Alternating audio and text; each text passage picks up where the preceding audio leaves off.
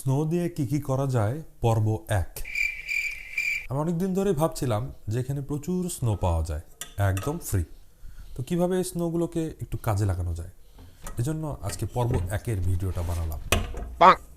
প্রথমে আমি আমার বন্ধ হওয়া দরজা ধাক্কা খোলার চেষ্টা করছি, এরপর আস্তে আস্তে ধীর পায়ে চলে গেলাম বারান্দায়।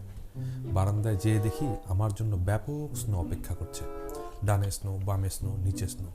তো আমি বাম থেকেই নেওয়া শুরু করলাম।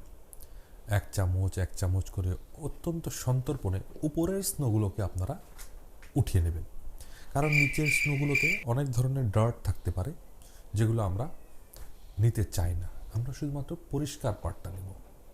যতক্ষণ মন চায়, যতক্ষণ আপনার ঠান্ডা না লাগে, যেহেতু আমি জ্যাকেট পরে আসিনি, অলরেডি হু করে কাঁপছি, এর মাঝখানেই স্নোগুলোকে কালেক্ট করে নিচ্ছি।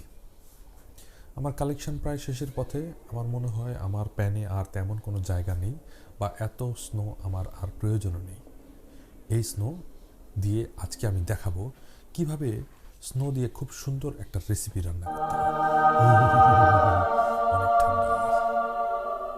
যাই হোক, রেসিপির জন্য যে সব জিনিসপত্র লাগবে সেটা হচ্ছে মুরগির মাংস। আমি এক্ষেত্রে কিছু উইংস নিয়েছি, ছেলা আলু। আপনারা ছেলা আলু বাজারে পাবেন না, এই জন্য আলু কিনে নিয়ে এগুলোকে ভালো করে মনোযোগ দিয়ে আস্তে আস্তে ছিলে নেবেন। আর লাগবে অল্প একটু চাল। একটা চুলা হলে ভালো হয়, যেহেতু রান্না দেখাচ্ছি, চুলা ছাড়া কিন্তু আপনার রান্না করাটা কঠিন হয়ে যাবে। প্রথমে চালগুলোকে আস্তে আস্তে একটা চামচ দিয়ে এই স্নোয়ের উপরে ছড়িয়ে দিন। ছড়িয়ে দিতে থাকুন মনের মাধুরী মিশিয়ে, এদিকে দিন, ওদিকে দিন, সেদিকে দিন, স্নোয়ের উপরে ছড়িয়ে দিন চালগুলোকে। এই চাল ছড়ানোর উপরে আসলে নির্ভর করছে রান্নার টেস্ট কতটুকু হবে।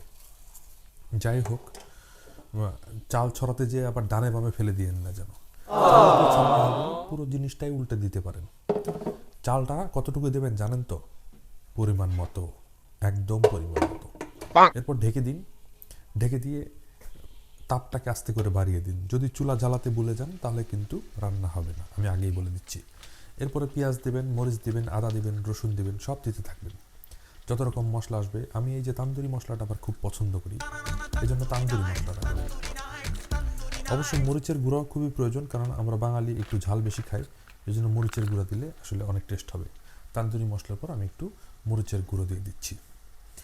কিন্তু সবচেয়ে টেস্টি যে বিষয়টা সেটা হচ্ছে স্নো। স্নো ছাড়া কিন্তু এরকম টেস্টি রান্না আর হবে না।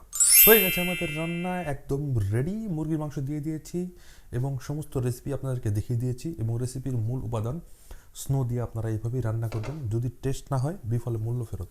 আমার কাছ থেকে টেস্টের টাকা নিয়ে যাবেন, নো প্রবলেম। ভালো থাকবেন সবাই। স্নো দিয়ে আর কি করা যায় পার্ট 2-তে আপনাদের সঙ্গে আবার দেখা হবে। Thank you. আজকের মতো খোদা হাফেজ।